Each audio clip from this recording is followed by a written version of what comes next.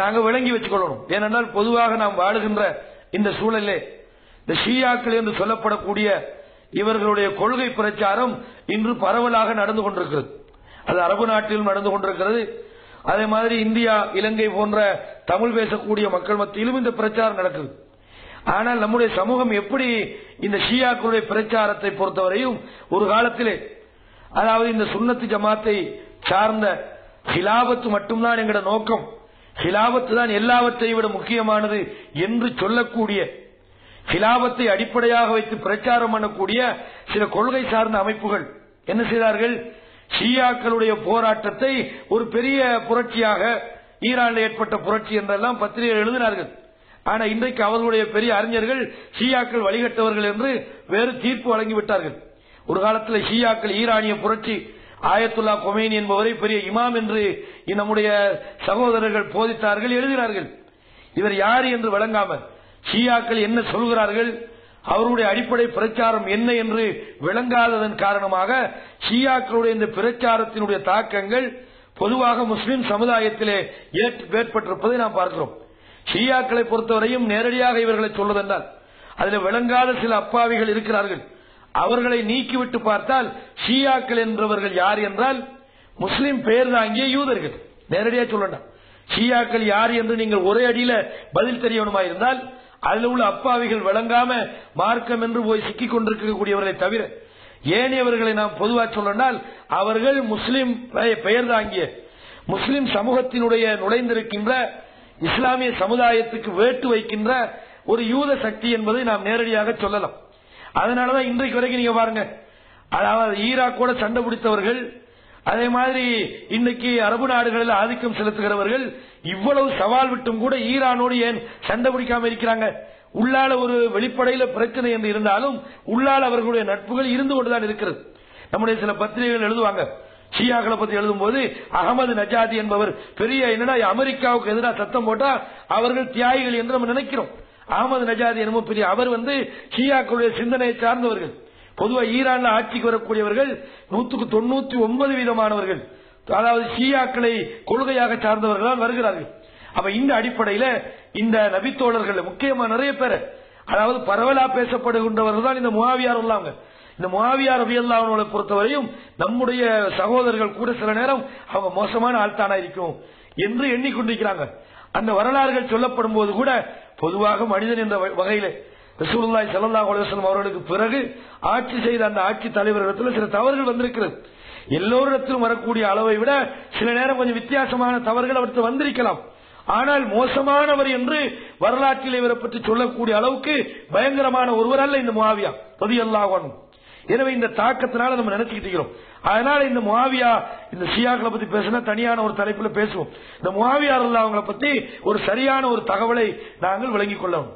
இந்த முஆவியாவை பத்தி ரலியல்லாஹு அன்ஹு பத்தி ஒரு முக்கியமான குற்றச்சாட்டு வைப்பாங்க. என்ன குற்றச்சாட்டு?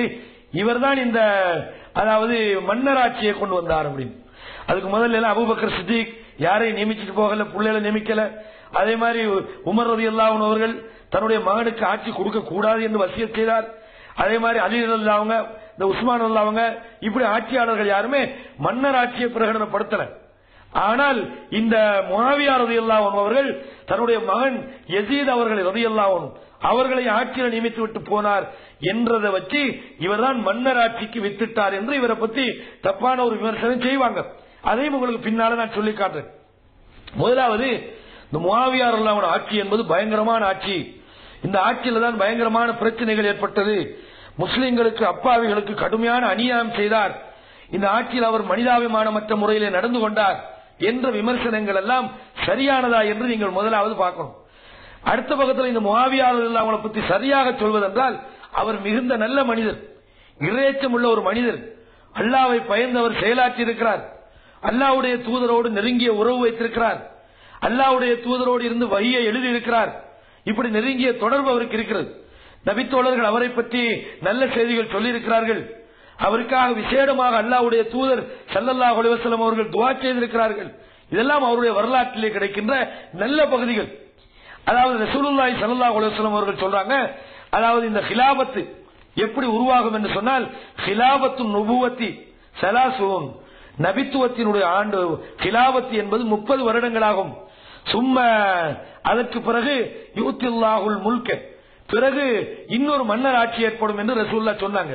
இதை சொல்லும் போது ரசூலுல்லாஹ் நல்ல கிலாபத் என்று சொன்னாங்க. இதே மாதிரி இன்னொரு ஹதீஸ் வருகிறது. ரசூலுல்லாஹி ஸல்லல்லாஹு அலைஹி வஸல்லம் அவர்கள் சொல்றாங்க, இந்த கிலாபத்தை பற்றி சொல்லும் போது சொன்னார்கள், அதாவது அவ்வளவு ஹாதல் அம் நுபுவத்துன் வ ரஹ்மத்துன், ஆரம்பத்திலே இந்த ஆட்சி என்பது, இந்த அம்ரு என்பது நுபுவத்தாக இருந்தது, ரஹ்மத்தாக இருந்தது. சும்ம யகூனு ஹிலாபத்துன் வ ரஹ்மத்துன், பிறகு இது ஹிலாபத்தாகவும் ரஹ்மத்தாகவும் ஆகும். சும்ம யகூனு முல்கன் வ ரஹ்மத்தன், பிறகு அதாவது மன்னர் ஆட்சியாகவும் அருளாகவும் அது இருக்கும் என்று சொன்னார்கள். அப்ப இந்த குறிப்பிட்ட இந்த செய்திகளுக்குள்ள முஆவியா ரலியல்லாஹு அன்ஹு அவர்கள், யஸீத் ரலியல்லாஹு அன்ஹு இவர்கள் எல்லாம் அடங்குறாங்க. ஆரம்பத்தில் நுபுவத்தாக இந்த கிலாபத்தை ஆரம்பித்தது, பிறகு அதற்கு பிறகு இரண்டாவது என்னது கிலாபத்தன் யகூனு முல்கன், அதற்கு பிறகு மன்னர் ஆட்சியாக, இப்படியே ரசூலுல்லாஹ் இதெல்லாம் முஆவியா ரலியல்லாஹு அன்ஹு ஆட்சியை பற்றி நல்ல செய்தி சொல்றது நாங்க பார்க்கிறோம். அருள் என்று சொல்றாங்க. அப்ப அல்லாஹ்வுடைய தூதர் அருள் என்று சொன்ன ஒரு ஆட்சியை பற்றி நான் அவர் மோசமான ஒரு ஆட்சி சொல்றார் என்பது வரலாற்றுக்கு முக்கியமாக ஒரு தவறான ஒரு செய்தி என்பது நீங்க புரிந்து கொள்ளணும். நான் சொன்ன இந்த செய்தி சுனன் அபூதாவுத் என்ற கிதாபிலும், மூஜமுத் தபரானி அல் குப்ரா என்ற தபரானி கபீர் என்ற கிதாபிலும் ஆதாரபூர்வமாக பதியப்பட்டிருக்கின்ற 2 முக்கியமான செய்தி. அப்ப முஆவியா ரலியல்லாஹு அன்ஹு ஆட்சி காலத்தை பொறுத்தவரையும் அந்த ஆட்சி ரஹ்மத்தாக இருக்கிறது என்று ரசூலுல்லாஹ் சொன்னாங்க. அந்த ஆட்சியை பொறுத்தவரையும் அது அருளாக இருக்கிறது, ரஹ்மத்தாக இருக்கிறது என்ற ஒரு செய்தியை நீங்க பார்க்கலாம். அதே நேரத்தில் இந்த முஆவியா ரலியல்லாஹு அன்ஹு யாரு, அவங்க எப்படிப்பட்டவர்கள் என்று அவங்க குடும்ப விவரத்தை பத்தி நீங்க விளங்குறதா இருந்தால், இந்த முஆவியா ரலியல்லாஹு அன்ஹு இவங்க யாரு என்று சொன்னால் உங்களுக்கு தெரியும், அபூ சுஃபியான். அபூ சுஃபியான் யாரு ரலியல்லாஹு அன்ஹு?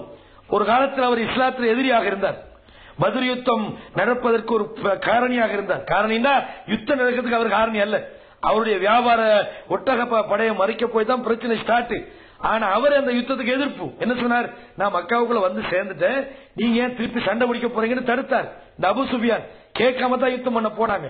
அவர் சொன்னதை கேட்டிருந்தா கூட பத்ர்ல இந்த காவிர்கள் அவ்வளவு இழப்புகளை சந்தித்திருக்க மாட்டார்கள். அந்த அளவுக்கு காவிர்களோடு இருக்கும் போது கூட அவர் நல்ல ஒரு ஆட்சி திறமை உள்ளவர், நல்ல மதிநுட்பமான ஒரு மனிதர். இப்படி இருந்த ஒரு உஹது களத்துல தலைமை தாங்கிறார். இப்படியே காலம் செல்ல செல்ல மக்கா வெற்றிக்கு பிறகு அவர் இஸ்லாத்துக்கு வருகிறார். இஸ்லாத்துக்கு வந்த பிறகு அவர்கள் ஏற்பட்ட அந்த வாழ்வியல் மாற்றம் பயங்கரமான மாற்றம். அவர் கடந்த காலத்தில் செஞ்ச தவறுகளை நினைக்கிறார், அதற்கு பிராயச்சித்தமாக அல்லாஹ்வுடைய தூதரிடத்தில் பல முறை பேசி இருக்கிறார். அந்த அபூ சுஃபியான், அந்த அபூ சுஃபியான் அவர்களுக்கு அதாவது 4 குழந்தைகள் இருந்தாங்க. ஒன்று இந்த முஆவியா என்பவர்கள், இதே மாதிரி யஸீத் என்றால் முஆவியா மகனுக்கும் சொல்லப்படும். இந்த அபூ சுஃபியான் என்பவருக்கும் ஒரு மகன் இருந்தார். முஆவியா சகோதரன் பேரும் யஸீத், மகன் பேரும் யஸீத். அதே மாதிரி ஹபீபா, உம்மு ஹபீபா என்று ஒரு பெண்மணி இருந்தாங்க. இவங்களை தான் ரசூலுல்லாஹ்வுக்கு திருமணம் முடிச்சு வைக்கிறாங்க. அப்ப இந்த ரசூலுல்லாஹ்வுடைய குடும்பத்தோடு மிக அந்யோன்யமான தொடர்பை உள்ள இவர்கள் தான் இந்த முஆவியா ரலியல்லாஹு அன்ஹு. அவனோட மனைவி தான் ஹிந்தா. இந்த ஹிந்தா தான் இந்த ஹம்ஸா ரலியல்லாஹு அன்ஹு அந்த ஈரலை பிச்சு திண்டாங்கன்ற செய்தி எல்லாம் ஒரு தவறான ஒரு செய்தி. அது கொலை செய்யப்பட்டதுக்கு பின்னணியாக இருந்தது, அதுக்கு சில ஆதாரங்கள் இருந்தாலும் அந்த ஈரலை பிச்சு திண்டாங்கன்ற செய்தி ஒரு ஆதாரப்பூர்வமான ஒரு செய்தி அல்ல. வரலாறு சொல்லும் போது சொல்லுவாங்க, ஹிந்தா என்ன பண்ணாங்க தெரியுமா, ஈரலை பிச்சு கடிச்சாங்கன்னு. அந்த வரலாறு ஆதாரப்பூர்வமான வரலாறு இல்ல. அப்ப இவங்களெல்லாம் மக்கா வெற்றிக்கு பிறகு இஸ்லாத்துக்கு வந்ததுக்கு பிறகு பாரிய மாற்றம். காலித் இப்னு வலீத் யாரு, படை தளபதி. இவர் தான் பல யுத்தங்களுக்கு தளபதியாக இருந்திருக்கிறார். இவர் மக்கா வெற்றிக்கு பிறகு தான் இஸ்லாத்துக்கு வருகிறார். அப்ப இந்த அளவுக்கு மக்கா வெற்றிக்கு பிறகு வந்திருந்தாலும் அவங்களோட குடும்பம் நல்ல மதிநுட்பமான நிர்வாக திறமை உள்ள ஒரு குடும்பமாக அவர்கள் இருந்திருக்கிறார்கள். இந்த அபூ சுஃபியான் என்பவருக்கு பிறந்தவர் தான் முஆவியா ரலியல்லாஹு அன்ஹு அவர்கள். இந்த முஆவியா ரலியல்லாஹு அன்ஹு இஸ்லாத்தினுடைய 5வது கலீஃபாவாக இருக்கிறார்கள். 5வது கலீஃபான யாரு, ஆரம்பத்தில் ரசூலுல்லாஹ் பிறகு அபூபக்கர் சித்திக், அதுக்கு பிறகு உமர் இப்னு கத்தாப், அதுக்கு பிறகு உஸ்மான் இப்னு அஃபான், அதுக்கு பிறகு அலி இப்னு அபி தாலிப், அதுக்கு பிறகுதான் முஆவியா இப்னு அபி சுஃபியான் ரலியல்லாஹு அன்ஹு. இவங்க அடுத்த ஆட்சியாளராக வருகிறார்கள். இவர்கள் தங்களுடைய ஆட்சி காலத்துல ஒரு முக்கியமான ஒரு பிரச்சனையை சந்திக்கிறாங்க. என்ன பிரச்சனைன்னு சொன்னால், இந்த மதீனாவில் வைத்து அதாவது இஸ்லாமிய கிலாபத்தினுடைய தலைநகரமாக இருந்த மதீனாவில் வைத்து அதாவது உஸ்மான் இப்னு அஃபான் என்ற ஆட்சியாளர் கொலை செய்யப்பட்டார். இந்த கொலை நடப்பதற்கு முதலில் அலி ரலியல்லாஹு அன்ஹு அந்த ஊர்ல இருக்கிறாங்க. அந்த ஊர்ல இருந்து கொண்டு அந்த கொலையை நடக்க விடாமல் தடுப்பதற்கு பல முயற்சிகளை செய்கிறார்கள். மதீனாவில் இருந்துகிட்டு பல முயற்சிகளை செய்கிறார்கள். அந்த முயற்சியும் பலனளிக்காமல் கடைசியாக மதீனாவில் வச்சு உஸ்மான் இப்னு அஃபான் கொல்லப்பட்டுட்டாங்க. அவை கொல்லப்பட்ட உடனே இந்த செய்தியை உள்ள ஏற்கனவே திட்டமிட்டு தான் அந்த கொலை நடக்குது. உஸ்மான் இப்னு அஃபானை கொலை செய்வதற்கு காரணியாக இருந்தவர்கள் சில நயவஞ்சகர்கள், சில எதிரிகள். அல்லாஹ்வுடைய தூதர் உஸ்மான் கிட்ட வந்து பையத் செய்யற மாதிரி காட்டிக்கிட்டு இந்த அப்துல்லா இப்னு சபா என்ற இந்த ஷியா கொள்கைக்கு அடித்தளம் அமைத்தவனும் ஒரு காரணியாக இருக்கிறான். இவர்கள் தான் இளைஞர்களை ஒன்று சேர்த்து உஸ்மானிய ஆட்சியில பெரிய தவறு நடக்கிறது, அந்த மாதிரி கொலை செய்வதற்கு உஸ்மான் அல்லாவோட ஆட்சியை சில தவறாக பயன்படுத்தியதும் காரணம். அவங்க இலகின மனசுள்ளவங்க, ரொம்ப மென்மையான போக்குள்ளவங்க. இந்த மென்மையை பயன்படுத்தி கொண்டு சில பேர் அதை தவறாக பயன்படுத்தினார்கள். இதை ஆதாரம் முடிக்கிறாங்க. எப்படி பாத்தீங்களா, உஸ்மானுடைய ஆட்சியில் இப்படியே நடக்குது என்று ஆட்சிக்கு எதிராக போர்க்கொடி தூக்கி உஸ்மான் ரலியல்லாஹு கொலை செய்யறாங்க, கொலை செய்யப்படுறாங்க. அது எந்த அளவுக்கு அநியாயமான முறையில, அக்கிரமமான முறையில் கொலை செய்யப்படுறாங்க. இந்த செய்தி வெளி உலகங்களுக்கெல்லாம் போகுது. இதனால 2 யுத்தங்கள் நடந்து, முதலாவது என்னது ஜமல் என்று ஒரு யுத்தம். அந்த ஜமல் யுத்தம் என்னது, ஆயிஷா ரலியல்லாஹு அன்ஹா மக்காவுல இருக்கிறாங்க. மக்காவுல இருந்து கொண்டு இந்த செய்தி வருது, இப்படி வந்து உஸ்மான் கொலை செய்யப்பட்டு விட்டார் ரலியல்லாஹு அன்ஹு. இதற்கு பழி வாங்க வேண்டிய அலி ரலியல்லாஹு அன்ஹு அவர்கள் உடனே ஆட்சியை பொறுப்பேற்றுக் கொண்டார். அவர்கள் உஸ்மான் ரலியல்லாஹு அன்ஹு கொலை செய்தவர்களுக்கு எந்த விதமான எதிர் நடவடிக்கையும் அவர் எடுக்கல என்று சொல்லி ஒரு புரளியை கிளப்பிட்டாங்க. பொதுவா எந்த ஒரு விஷயத்தையும் தீர்க்க ஆராயாம ஒரு முடிவெடுத்தால் அதுல பாதகங்கள் கூடுதலா இருக்கும். ஒரு செய்தி கிடைச்ச உடனே ஆயிஷா ரலியல்லாஹு அன்ஹா என்ன செஞ்சிருக்கணும், நேரம் வந்திருக்கணும். எங்க வந்திருக்கணும், அலி ரலியல்லாஹு அன்ஹு வந்து பார்த்திருக்கணும், அதை ஒழுங்கான முறையில் விசாரிச்சிருக்கணும். ஆனால் அது வந்து அந்த இடத்துல செய்யப்படவில்லை என்பதற்கு அந்த பதட்டமான சூழலும் ஒரு காரணம். ஆயிஷா ரலியல்லாஹு அன்ஹா கடுமையான முறையில் நிர்பந்திக்கப்பட்டுட்டாங்க.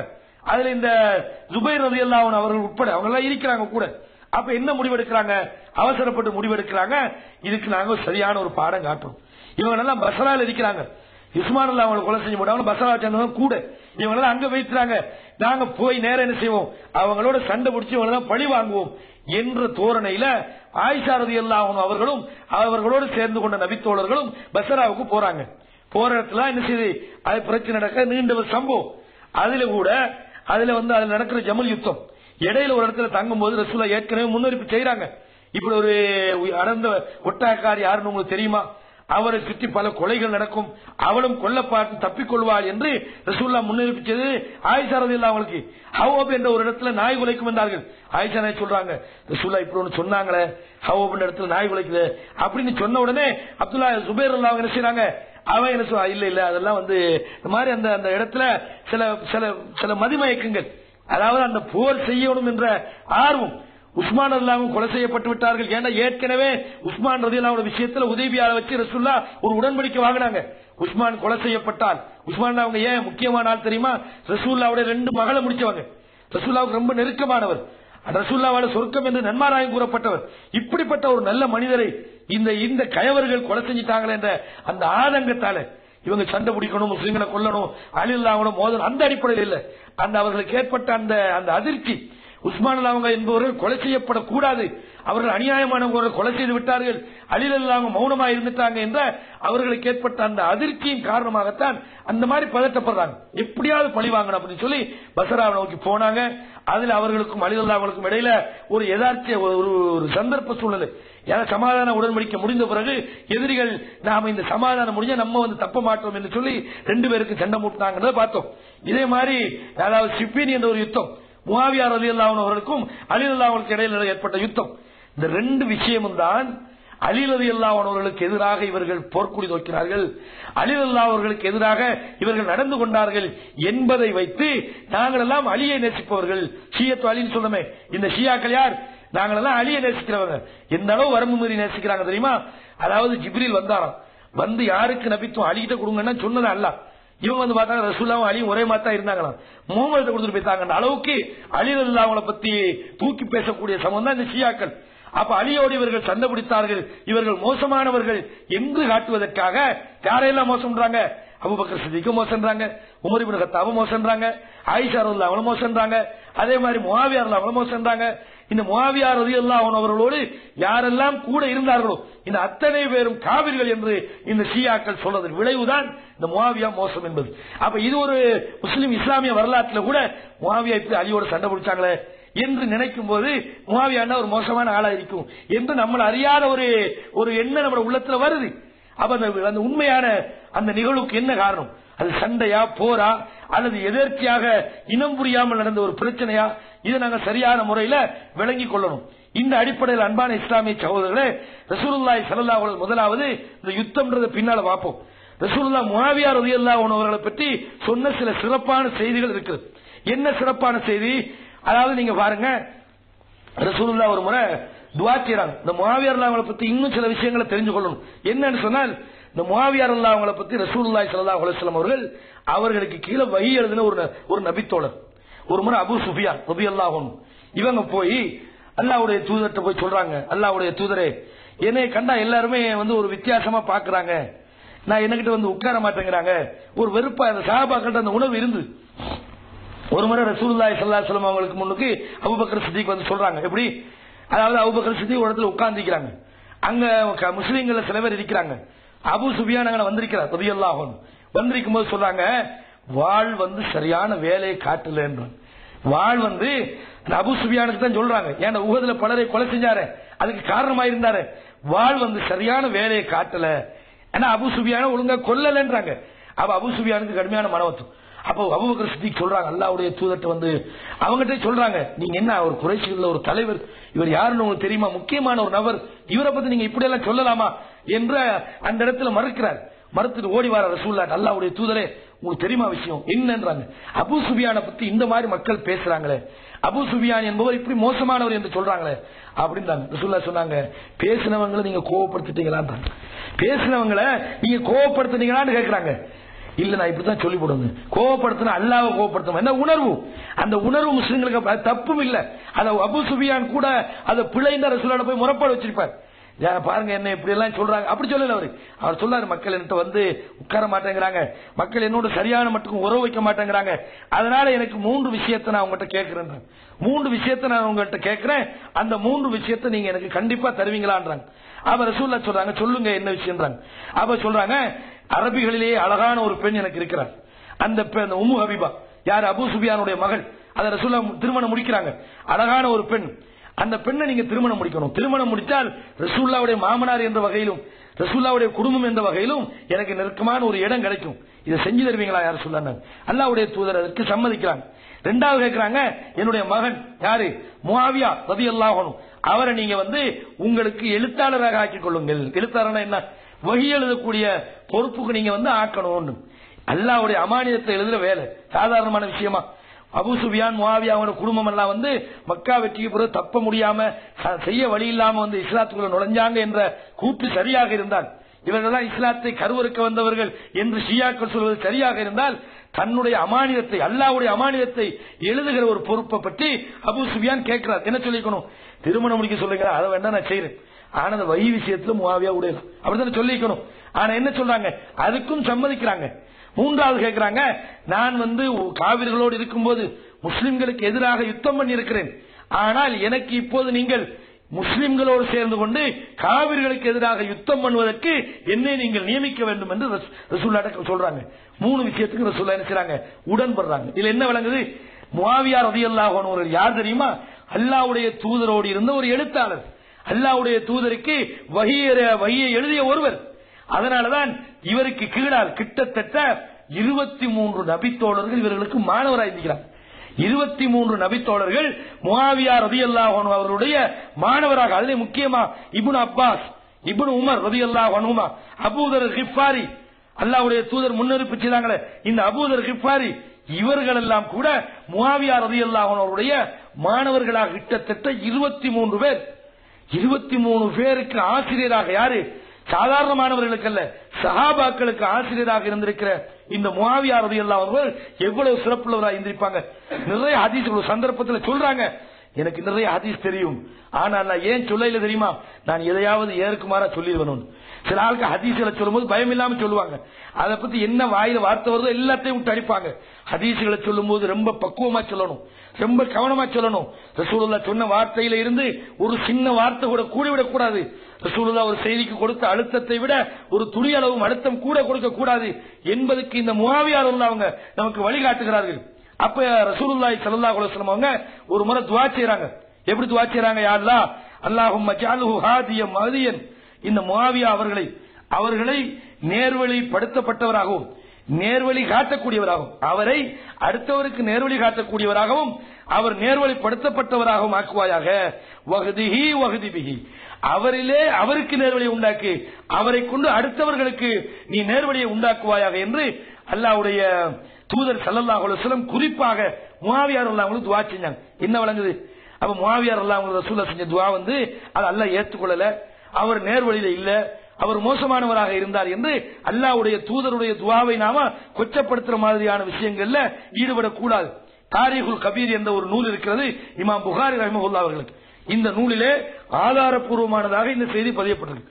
சஹீஹுல் புகாரி அல்ல, இமாம் புகாரிக்கு பல கிதாப் இருந்து உங்களுக்கு தெரியும். இந்த தாரீகுல் கபீர் என்ற ஒரு நூல் இருந்தது. அதே மாதிரி அடிக்கடி சொல்லப்படுகின்ற ஒரு கிதாபும், அதாவது அதபுல் முஃப்ரத் என்ற ஒரு கிதாபு, அதை இமாம் அல்பானி அவர்கள் அதில் உள்ள சில லைவான செய்திகளை பிரித்து சஹீஹ் அதபுல் முஃப்ரத் என்று எழுதியிருக்கிறார்கள். தாரீகுல் கபீர் என்றால் அறிவிப்பாளர்களை அலசுகின்ற ஒரு நூல். அந்த நூலிலே ஆதாரப்பூர்வமானதாக இந்த செய்தி பதியப்பட்டிருக்கு. அப்ப முஆவியா என்றால் மோசமானவர் என்றிருந்தால் ரசூலுல்லாஹி ஸல்லல்லாஹு அலைஹி வஸல்லம் செஞ்ச துஆ அவருக்கு அது ஏற்றுக்கொள்ளல, அப்படி ஆயிரும். ரசூலுல்லாஹ்வுடைய துஆவுல பரக்கத் இருக்கிறது, இதை நீங்கள் தெரிந்து கொள்ள வேண்டும். அப்ப முஆவியா ரலியல்லாஹு அன்ஹு பொறுத்தவரையும் அல்லாஹ்வுடைய தூதருடைய துஆ பரக்கத்தை பெற்றவர்கள், அதையும் நீங்க விளங்கிக்கணும். அல்லாஹ்வுடைய தூதரோடு வஹி எழுதுகிற அந்த பொறுப்புல இருந்த அபூ ஹுரைரா கூட ரசூலுல்லாஹ்வோட இருந்தார்கள், வஹி எழுதுற பொறுப்பு கொடுக்கல. அபூ ஹுரைரா கூட எத்தனை நபித்தோழர்கள் இருந்தாங்க, ஆனால் முஆவியா ரலியல்லாஹு அந்த பொறுப்பு கொடுக்கப்பட்டால் எவ்வளவு நம்பிக்கைக்குரியவராக அவர் இருந்திருப்பார் என்று நீங்க அப்ப சொல்ல அவர் ரசூலுல்லாஹ் இருக்கும்போது நல்லா தான் இருந்தாரு, புறவு மோசமா பெற்றாருன்னு சொல்லலாமா? அதுவும் பின்னால வரலாறுகளை உங்களுக்கு தெரிஞ்சு கொள்ளலாம். ஒரு முறை முஆவியா ரலியல்லாஹு அன்ஹு அவர்கள் மதீனாவுக்கு போறாங்க. மதீனாவுக்கு போகும்போது மதீனாவுடைய கவர்னர் அவருடைய மகள் சின்ன பிள்ளை இந்த ஒட்டு முடி வைப்பாங்க தெரியுமா, அந்த எக்ஸ்ட்ரா முடி வைக்கிறது. இந்த ஒட்டு முடி இன்னைக்கு பாத்தீங்கன்னா அந்த கெப் இருக்கும், தொப்பி கேப்னு சொல்லுவீங்க, அதுல கூட அந்த முடி வச்சு தொப்பி விடுவாங்க சின்ன பிள்ளைகளுக்கு. அது என்னன்னா அது ஒரு ஸ்டைல், ஒட்டு முடி வைக்கிறது. அப்ப இந்த முஆவியா ரலியல்லாஹு அன்ஹு நினைச்சாங்க, இந்த ஒட்டு முடி வச்சதை காண்றாங்க, அதை கையில எடுக்கிறாங்க. கையில எடுத்து கையில வைத்துக் கொண்டு மிம்பர்ல ஏறுறாங்க. கேட்கிறாங்க, இந்த மதீனாவிலே ஐன உலமாவுக்கும், எங்கப்பா உங்களோட மௌலைமார்கள் எல்லாம்? முஆவியா கேட்கிறாங்க, ஐன உலமாவுக்கும், உங்களுடைய உலமாக்கள் எல்லாம் எங்கே என்று சொல்லிவிட்டு அவர்கள் சொல்கிறார்கள், வயக்கூல், இந்த ஒட்டுமுடியை பொறுத்தவரையும் என்ன அன்மிஸ்லி ஹாதா, அல்லாஹ்வுடைய தூதர் இதை தடுத்திருக்கிறார்கள் என்று தெரியாதா? இந்த மதீனாவில் இப்படி நடக்கலாமா என்று ஒட்டுமுடியை கண்டிக்கிறதா இருந்தால் அவர் போர் தான் அவருடைய நோக்கமே. அவர் இஸ்லாத்துக்கு எதிர்ப்பு தான் வந்தார், அவர் இஸ்லாமிய சமுதாயத்தை கருவறுக்க வந்தார் என்பது இருக்குமாக இருந்தால் ஒட்டுமுடி நாம கூட சும்மா பிள்ளைகளுக்கு வாங்கி கொடுக்கிறோம், ஒட்டுமுடி வைக்க கூடாதுன்னு தெரியுது. ஆனா நம்மளை விட இந்த முஆவியா ரலியல்லாஹு அன்ஹு என்ன செய்றாங்க, ஒட்டுமுடியில கவனம் எடுக்கிறாங்கடா. இது எவ்வளவு சின்ன விஷயம், சாதாரண விஷயம் நம்ம நினைக்கக்கூடியது, அதுல கவனம் எடுக்கிறாங்க. கவனம் எடுக்க மட்டுமில்ல, ஐனா உலமாவுக்கும், சாதாரணமான ஒரு ஆள் ஏறி மிம்பர்ல நின்று உங்களை உலமாக்கலாம் எங்க கேட்பாரா? அந்த அளவுக்கு இவர்கிட்ட இல்மு இருக்கிறது. அன்றைக்கு வரைக்கும் தெரிஞ்சிருந்தா மதீனாவில் செஞ்சிருப்பாங்களா? தெரியல அவங்களுக்கு. கேட்கிறாங்க, ஐன உலமாவுக்கும் ரசூலுல்லாஹ் இதை தடுத்தார்கள் என்று உங்களுக்கு தெரியுமா? இன்னமா ஹலகத் பனு இஸ்ராயில் ஹீனத்தகத ஹாதிஹி நிசாவுகும், பனு இஸ்ரவேலர்கள் அழிந்து போனதெல்லாம் அவர்களுடைய பெண்கள் இது மாதிரியான சரியா வீடியோ இது மாதிரி ஒட்டுமுடி எடுக்கிற விஷயத்துல ஒட்டுமுடி வைத்ததால் ஒரு சமுதாயம் அழிந்து போனது என்ற ஒரு செய்தியை பார்க்கிறோம். சுப்ஹானல்லாஹ். அப்ப இந்த முஆவியா ரலியல்லாஹு அன்ஹு இந்த வரலாற்றை, அவர்களுடைய நல்ல மார்க்க அறிவை, அவர்களுக்கு இருந்த பேணுதலை விளங்கிக் கொள்வதற்கு இதை விட உங்களுக்கு என்ன வேணும்? அது மட்டும் இல்ல, பாருங்க, இன்னும் ஒரு சம்பவம் நடக்குது. ஒரு முறை பொதுவாக முஆவியா ரலியல்லாஹு அன்ஹு ஒரு செய்தியை ஹதீஸை சொல்லும் முன்னுக்கு அதுக்கு ஒரு முன்னுரை போடுவாங்க. நேரடியாக சொல்லுவாங்க ஹதீஸை சொல்லும் முன்னுக்கு அவங்களோட பக்குவம், அவங்களோட பேணுதல் உச்சகட்டம். நேரடியாக ஹதீஸை சொல்லும் போது அதுக்கு ஒரு முன்னுரை கொடுப்பாங்க. அதுல எப்படி நடந்து கொள்ளணும் பக்குவத்தை பத்தி சொல்லுவாங்க, அதுல கவனமா நடந்து கொள்ள வேண்டியதை பத்தி சொல்லுவாங்க. ஒரு முறை சொல்றாங்க, எப்படி சொல்றாங்க, ஈயாக்கும், அதாவது சொல்கிறார்கள், உங்களை நான் எச்சரிக்கை செய்கிறேன், அதாவது அல்லாஹ்வுடைய விஷயத்திலே நான் உங்களை எச்சரிக்கை செய்கிறேன். ஈயாக்கும் ஹதீஸன் கானஃபி அஹதி உமர், அதாவது நீங்கள் ஹதீஸ்களை அறிவிப்பதாக இருந்தால் நீங்கள் உமருடைய ஆட்சி காலத்தில் சொல்லப்பட்ட ஹதீஸை மட்டும் நீங்கள் அடுத்தவர்களுக்கு சொல்லுங்கள். உமருடைய ஆட்சி காலத்தில் எது ஹதீஸாக அறிவிக்கப்பட்டதோ அதை மட்டும்தான் நீங்க சொல்ல வேண்டும். ஏன்னு சொன்னா உமர் கான யுஹிபுன் நாஸ ஃபில்லாஹி அஸ்ஸ வஜல், உமர் ரலியல்லாஹு அன்ஹு அவர்கள் மக்களை அல்லாஹ்வுடைய விஷயத்தில் பயமுறுத்தி வைத்திருந்தார்கள். உமருடைய ஆட்சி காலத்தில் யாருமே புலையான ஹதீஸ் சொல்ல இயலாது, தப்பான ஹதீஸ் சொல்ல முடியாது. அப்படி சொன்னால் சொல்லுவாங்க, ஹதீஸுக்கு சரியான எவிடன்ஸ் கொண்டு வரல, சரியான நடவடிக்கை உமருடைய ஆட்சி காலத்தில் நடக்குது. உங்களுக்கு அதை சொல்லி காட்டணும். உங்களுக்கு உமருடைய ஆட்சி காலத்துல தவறான ஒரு ஹதீஸ அபூ சயீத் அல் குத்ரி ஒரு முறை உமர்ல அவங்க வீட்டுக்கு வராங்க, சலான் சொல்றாங்க, 3 முறை சொன்னாங்க. உமர்ல சவுண்ட் இல்ல, ரசூலுல்லாஹ் ஹதீஸ் அவருக்கு தெரியும், 3 முறை சொல்லப்பட்டால் பதில் என்ன திரும்புங்க. உமர்ல வெளியே வந்து பாக்குறாங்க, அபூ சயீத காணோம், எங்க சலாஞ்சனால காணும், இல்ல வந்தாரு போய்த்தாரு, அவர் வர சொல்லுங்கன்னு வராங்க. என்ன விஷயம்? இல்ல ரசூலுல்லாஹ் சொல்ல நான் கேட்டேன், 3 முறை வந்து சலான் சொல்லி பதில் இல்லைன்னா திரும்பிருங்கன்னு வருது. இதுக்கு ஆதாரம் கொண்டு வரல, கடுமையான நடவடிக்கை. அந்த அளவுக்கு பொய்யான ஹதீஸ்களை உமர்லாம் ஆட்சி காலத்துல சொல்லல. தப்பி தவறு சொன்னா கூட ஆதாரம் கொண்டு வரவில்லை என்றால் கண்டிப்பேன் என்று கூட சொல்லிக்கிறாங்க. அப்ப இதை வச்சுக்கிட்டான் முஆவியா சொல்றாங்க ரலியல்லாஹு அன்ஹு, நீங்கள் ஹதீஸ்களை அறிவிப்பதாக இருந்தால் நீங்கள் உமர் ரலியல்லாஹு ஆட்சி காலத்தில் உள்ள ஹதீஸ்களை தவிர எக்ஸ்ட்ரா அறிவிக்காதீங்க. ஏன்னா அதுக்கு பிறகு சில நேரம் தவறுகள் வருவதற்கு இடம்பாடு இருக்கிறது. இதுல இன்னொரு செய்தி வழங்குது. உமர் ரலியல்லாஹு ஆட்சி காலத்துல முஆவியா ரலியல்லாஹு நெருக்கமான உமையா கூடிய பரம்பரையை சார்ந்தவர் தான் யாரு, இந்த உஸ்மான் அவங்க ஆட்சியை கூட இவர் சொல்லல. இவங்க சொல்ல உஸ்மானுக்காக பழி வாங்கினார், உஸ்மான் அவரை இனத்துக்காக பழி, அப்படி சொல்றாங்களே. உமர் அவங்கள சொன்ன அளவுக்கு உமர் அவங்க யாரு, ஷியா கடை எதிரி. உஸ்மான் அவங்க யாரு, அதாவது உஸ்மான் அவங்க வந்து இவங்களும் ஷியா கடை எதிரி தான். ஆனா முஆவியா அவங்களுக்கு சொந்தமா இருக்கிறாங்க, முஆவியா அவங்களோட குடும்பம், இவங்க அந்த உமையா பரம்பரை. அப்ப என்ன சொல்லிக்கணும், உமர் மோசமானவரு அப்படின்னு சொல்லி போட்டு இந்த அதாவது உஸ்மான் அவங்களை பத்தி சொல்லிக்கணும். ஆனா அப்படி சொல்லல. உமருடைய ஆட்சி காலத்துல தான் ஹதீஸ் விஷயத்துல ரொம்ப பேணுதலாக நடந்தார். அதனால ஹதீஸ் அறிவிக்கிறதா இருந்தால் அவரை தொட்டு மட்டும் நீங்க அறிவிங்க சொல்லி போட்டு அவர் ஒரு செய்தியை சொல்றார். இப்ப அவர் என்னத்துக்கு சொன்னார் தெரியுமா, ரசூலுல்லாஹி ஸல்லல்லாஹு அலைஹி வஸல்லம் அவர்கள் சொல்ல நான் கேட்டேன். என்ன சொன்னேன், மையுரிதுல்லாஹு பிஹி கைரன், யாருக்கு அல்லாஹ் நன்மையை நாட வேண்டும், நலவை நாடிவிட்டானோ யுஃபக்கிஹு ஃபித்தீன், அவருக்கு மார்க்கத்துல விளக்கத்தை உண்டாக்குவான். யாருக்கு அல்லாஹ் நலவை நாடிவிட்டானோ அவருக்கு அல்லாஹ் மார்க்கத்தில் விளக்கத்தை கொடுப்பான். நன்மையை கொடுக்கணும், காசு கொடுக்க மாட்டான். யாருக்கு நன்மையை நாடுறானோ அவனுக்கு செல்வாக்கு, அரசியல, காசு, பணத்தை, ஏதா தலைவர் அப்படி இல்ல, அல்லாஹ் அவருக்கு மார்க்கத்தை பற்றிய விளக்கத்தை அவருக்கு கொடுப்பான். இது என்னண்டா, இது எந்த சந்தர்ப்பத்தில் சொல்றாங்க தெரியுமா, அவங்க ஆட்சி காலத்துல வந்து கடுமையான கனிமத்துகள் வந்தது. ஏன்னு சொன்னா முஆவியா அவரோட ஆட்சி காலத்துல தான் ரோம பாரசீக அந்த பகுதி எல்லாம் வெல்லப்பட்டது. அதுல கடுமையான படையெடுப்புகள், அதாவது கடல் யுத்தம் எல்லாம் அவங்களோட ஆட்சி காலத்தில் நடக்குது. அப்ப இவ்வளவு பயங்கரமான சொத்துக்கள் வந்து குமியுது. அந்த நேரத்தில் மக்கள் வந்து முஆவியா அவங்க கேட்கிறாங்க, வந்து சொத்துக்களை கேட்கிறாங்க, எங்களுக்கு கொடுங்கன்னு கேட்கிறாங்க. இந்த சந்தர்ப்பத்தில் தான் முஆவியா சொல்றாங்க, இன்னமா அன ஹாஸின், நான் இந்த சொத்துக்களை பராமரிப்பதற்கான பொறுப்பாளனாக நியமிக்கப்பட்டிருக்கிறேன். அதை ரசூலுல்லாஹ் சொன்னது அப்படி சொல்றாங்க. எப்படி நான் ரசூலுல்லாஹ் சொன்னாங்களே, இன்னமா அன ஹாஸின், நான் இதற்கெல்லாம் ஒரு பொறுப்பானவன், இது நான் இதுக்கு சொந்த காலம் இல்ல, இதை பாதுகாக்குமாறு நான் பொறுப்பு ஒப்படைக்கப்பட்டிருக்கிறேன். ஃபமன் ஆதைத்துஹு அன் தீபி நஃப்ஸின், சந்தோஷமாக நான் யாருக்காவது கொடுத்தால் அதுல அல்லாஹ் அவருக்கு பரக்கத்து செய்வான். யாராவது கேட்டு, யாராவது வந்து பிச்சை கட்டி, ஆசிரியம் கேட்டு அல்லது வற்புறுத்தி கேட்டு நான் அவருக்கு கொடுத்தால் அவர் வந்து உண்டும் வயிறு நிரம்பாதவரை போன்றவர் ஆவார். ரசூலுல்லாஹ் சொன்னதை இந்த சந்தர்ப்பத்தில் முஆவியா ரலியல்லாஹு சொல்றாங்க. எப்படி ரசூலுல்லாஹ் தனக்கு பங்கு வைப்பதற்கு மக்கள் கேட்டு வரும்போது என்ன சொன்னாரோ அதை இங்க சொல்றாங்க. எப்படி ரசூலுல்லாஹ் சொன்னது அப்படி சொல்றாங்க, பிசகாம சொல்றாங்க. அப்ப இதுலயும் கூட முஆவியா ரலியல்லாஹு அன்ஹு அவருடைய சிறப்பை நாங்க வழங்கக்கூடியதாக இருக்கிறது. அதே மாதிரி இன்னும் ஒரு செய்தி, முஆவியா ரலியல்லாஹு அன்ஹு ஒரு முறை ஹஜ்ஜுக்கு வராங்க. ஹஜ்ஜுக்கு வந்து மக்காவில் இருக்கும்போது ஒரு செய்தி கிடைக்குது முஆவியா அவங்களுக்கு, இப்படி ஒருவன் வந்து இந்த இரவுல சும்மா தேவையில்லாத கதை சொல்றான் அப்படின்னு.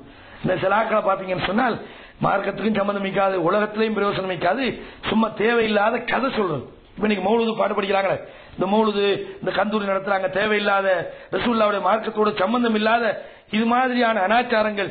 ஏன்னா இந்த மௌலுது படிக்கிறாங்க, அல்லாஹ்வுடைய தீனுக்கு இந்த மௌலுதுக்கும் சம்பந்தம் மிக்கலாம் இல்ல, இந்த மாதிரி சம்பந்தம் இல்லாத கதை சொல்லக்கூடிய ஒருவன் மக்காவுல இருக்கிறான் என்ற ஒரு செய்தி இந்த முஆவியா ரலியல்லாஹு அன்ஹு கிடைக்குது. அவன் மக்காவுக்கு வந்த உடனே இதை சொல்றாங்க, இப்படி ஒருத்தன் இருக்கிறான் பெரிய கற்கலாய்க்கு அப்படின்னு. அவ உடனே அவனை வர சொல்லுங்கன்றாங்க. யாரு? அவனை வர சொல்லுங்கன்றாங்க. வர சொல்லி விட்ட உடனே அந்த வாரன், கதை சொல்ற வாரன் கேட்கிறாங்க, உமிர்த்த பிஹாதல் கஸஸ் கேட்றாங்க, இந்த கதைகளை எல்லாம் சொல்லுமாறு உனக்கு ஏவப்பட்டிருக்கிறதா? ரசூலுல்லாஹ் நம்ம கதையெல்லாம் சொல்ல சொன்னாங்களா? இப்படி கதை உங்களுக்கு ரசூலுல்லாஹ்ட்ட கேட்டீங்களா? கேட்காம எப்படி நீங்க சொல்லலாம்னு கேட்கிறாங்க. அப்ப உடனே இந்த ஆள் என்ன சொல்றாரு, நான் வந்து என்னத்துக்கு இதை சொல்றேன்டா, எனக்கு கற்பிக்கப்பட்டு தரப்பட்டீங்க, நான் படிச்ச விஷயங்களை அடுத்தவனுக்கு சொல்லணும், ரசூலுல்லாஹ் சொல்லணும் எல்லாம் தேவையில்லை, எனக்கு தெரிஞ்சதை நான் அடுத்தவர்களுக்கு படித்து கொடுப்பதற்காகத்தான் இப்படி சொல்கிறேன் என்று சொல்றாங்க. அப்ப சொன்ன உடனே முஆவியா ரலியல்லாஹு அன்ஹு சொல்றாங்க, லவ் குந்து தகத்தம்து இலைக்க, நான் இப்ப ஹஜ்ஜுக்கு வந்துக்கிறேன், இங்க வச்சு ஒன்னும் செய்யலாது, வேற ஒரு விஷயமா மட்டும் நான் இங்க வந்திருந்தால் உன்னை கையை வெட்டி பண்றாங்க. எந்த அளவுக்கு பாத்தீங்களா? அப்ப ரசூலுல்லாஹ் சொல்லாத ஒரு விஷயத்தை சொல்லப்படக்கூடாது என்றதுல எவ்வளவு கவனம் எடுக்கிறாங்க. நான் ஹஜ்ஜிக்கு வந்ததால உன்னை விட்டு போறேன், நீ இந்த மாதிரி எல்லாம் பேசுறா, ரசூலுல்லாஹ் சொன்னாத்த நீ வந்து கதை சொல்றா, மக்களை வந்து நினைப்பூட்டுறதுக்காக செய்திகளை சொல்லிக்கிட்டீங்களா, நான் வந்து ஹஜ்ஜிக்கு வராம வேற விஷயத்துக்கு வந்திருந்தால் உன்ட கதையை முடிச்சிருப்பேன்றாங்க. சொல்லி போட்டு ரசூலுல்லாஹி ஸல்லல்லாஹு அலைஹி வஸல்லம் அவர் லுஹர் தொழுறாங்க. லுஹர் நேரத்துல நடக்குது. லுஹரை தொழுது விட்டு மக்கள் மத்தியில் எழும்புறாங்க. எழும்பி சொல்றாங்க, கால நபி ஸல்லல்லாஹு அலைஹி வஸல்லம் இன்ன அஹ்லல் கிதாப், நிச்சயமாக வேதம் கொடுக்கப்பட்டவர்கள், அதாவது யூத கிறிஸ்தவர்கள், தஃபர்ரகு ஃபீ தீனிஹிம் அலா 72 மில்லா, தங்களுடைய மார்க்கத்திலே 72 பிரிவுகளாக பிரிந்தார்கள். இந்த ஹதீஸ் முஆவியா அறிவிக்கிறாங்க. முக்கியமான ஒரு செய்தியில முஆவியா ரலியல்லாஹு அன்ஹு அறிவிக்கிற ஹதீஸ் முக்கியமானது. அவங்க என்ன சொன்னாங்க? 72 கூட்டங்களாக பிரிந்தார்கள். சொல்லி போட்டு சொல்கிறார்கள், உம்மத்து அலா 73, என்னுடைய இந்த உம்மத்து 73 கூட்டங்களா பிரியும். குல்லுஹா ஃபின்னார் இல்லா வாஹிதா, ஒரே ஒரு கூட்டத்தை தவிர எல்லா கூட்டமும் நரகத்துக்கு செல்லும். வஹி அல் ஜமா, அவர்கள் ஒரு கூட்டமைப்பாக இருப்பார்கள் என்று சொன்னார்கள். அன்பான சகோதரர்களே, அப்ப ஒரு ஹதீஸை சொல்லும் முன்னுக்கு எவ்வளவு கவனம் காட்டுகிறாங்க. முஆவியா ரலியல்லாஹு அன்ஹு அவர்கள் ஹதீஸுடைய விஷயத்துல காட்டிய பேணுதல பாத்தீங்களா? ரசூலுல்லாஹ் சொல்லாத்தியா செய்றீங்க, ரசூலுல்லாஹ் சொல்லாமல எல்லாம் செஞ்சுக்கிட்டு இருக்கீங்க அப்படின்னு கேட்கிறாங்கன்னு சொன்னால் முஆவியா ரலியல்லாஹு அன்ஹுடைய ஹதீஸுடைய விஷயத்தில் உள்ள பேணுதல பாக்குறோம். அது மட்டும் இல்லாம இன்னைக்கு மதரசாக்கள் எல்லாம் அபூ ஹுரைரா அறிவிச்ச ஹதீஸ் இதெல்லாம் நீங்க சொல்லுங்கன்னா சொல்லிடுவாங்க யாரும். அதே மாதிரி ஆயிஷா ரலியல்லாஹு அன்ஹா அறிவிச்ச ஹதீஸை சொல்லுவாங்க. அதே மாதிரி உமர் இப்னு கத்தாப் அறிவிச்ச ஹதீஸை சொல்லுவாங்க. ஆனால் முஆவியா ரலியல்லாஹு அன்ஹு ஹதீஸ் சொல்லுவாங்க அப்படின்னா யாருக்கும் தெரியாது. ஏன் முஆவியா ரலியல்லாஹு அன்ஹு ஹதீஸ் இல்லையா? முக்கியமான கிதாபுல் புகாரில இல்லையா, முஸ்லிம்ல இல்லையா, திர்மிதில இல்லையா, அபூதாவுதுல இல்லையா, நஸைல இல்லையா, எதுல இல்ல? முக்கியமான கிதாபுல எல்லாம் முஆவியா ஹதீஸ் பதியப்பட்டிருக்கிறது. ஆனா அது அவங்க கண்ணுக்கு தெரியல. அபூ ஹுரைரா அறிவிச்ச சொல்லுவாங்க, அதே மாதிரி வேற வேறவங்க அறிவிச்ச சொல்லுவாங்க, முஆவியா அறிவிச்சதை மட்டும் சொல்ல மாட்டாங்க. இன்னும் சொல்றாண்டா மற்றவர்களை விட முஆவியா ரலியல்லாஹு அவர்கள் ஹதீஸ் அறிவிக்கிற விஷயத்துல மிக கவனம் எடுத்திருக்கிறாங்கன்றதை நீங்க பார்க்கலாம். எந்த அளவுக்கு சொன்னால், ஒரு முறை வாராங்க ரசூலுல்லாஹி ஸல்லல்லாஹு அலைஹி வஸல்லம் அவங்க அந்த முஆவியாவுடைய ஆட்சி காலத்தில் வருகிறார்கள். வந்தா ஒரு கூட்டம் பள்ளிவாசல்ல உட்கார்ந்துகிட்டு அல்லாஹ்வை பத்தி பேசிட்டு இருக்காங்க. ஒரு மஜ்லிஸ்ல உட்கார்ந்து இருக்கிறாங்க. அப்ப முஆவியா ரலியல்லாஹு ஹரஜ முஆவியா அலா ஹல்கத்தின், அந்த கூட்டத்துக்கிட்ட வராங்க. வந்து கேட்கறாங்க, மா அஜ்லஸக்கும், என்னத்துக்கு உட்கார்ந்துட்டு இருக்கீங்க?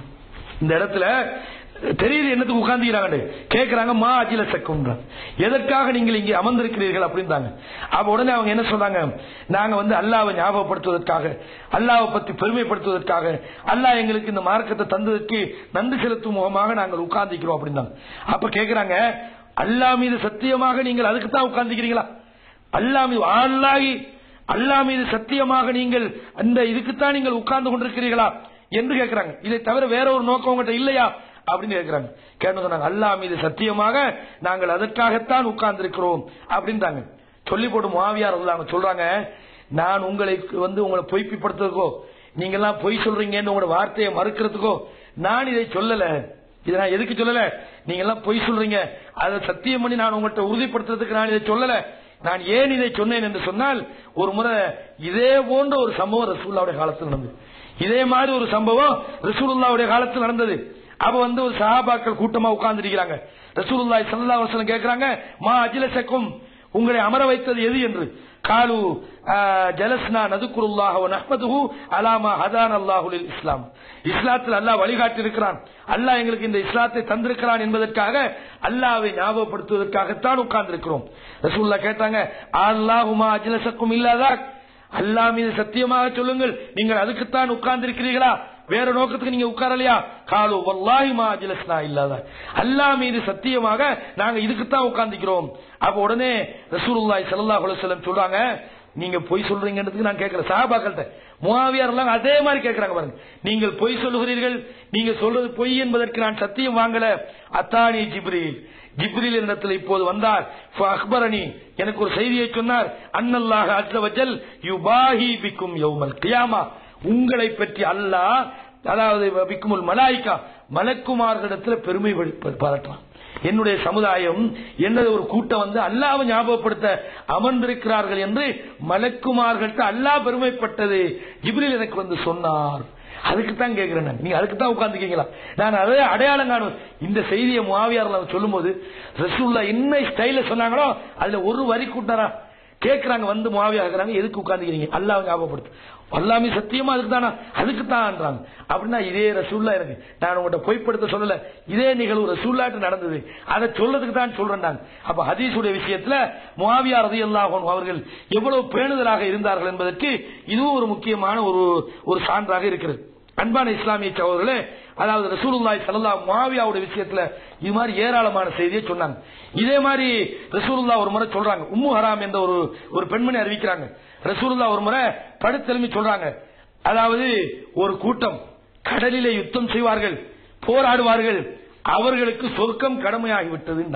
கடல்ல, அதாவது இந்த அரபுலகத்தை தாண்டி ரோம பாரசீகர்களோடு யுத்தம் செய்வார்கள், அவர்களுக்கு அல்லாஹ்வுடைய சொர்க்கம் கடமையாகிவிட்டது என்று ரசூலுல்லாஹ் சொல்றாங்க.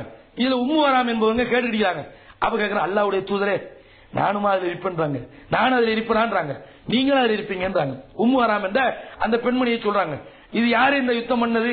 முஆவியா ரலியல்லாஹு அன்ஹு செய்றாங்க. முஆவியா ரலியல்லாஹு அன்ஹு ஆட்சி காலத்துல தான் இந்த கடல் யுத்தம் நடக்குது. அவர்களுக்கு ரசூலுல்லாஹ் சொர்க்கம் என்று நன்மாராயம் சொல்லி இருக்கிறார்கள். அப்ப இப்படிப்பட்ட சிறப்பு, இது புகாரில் வரக்கூடிய செய்தி. 2924 இலக்கத்தில் இந்த செய்தியை நீங்க பார்க்கலாம்.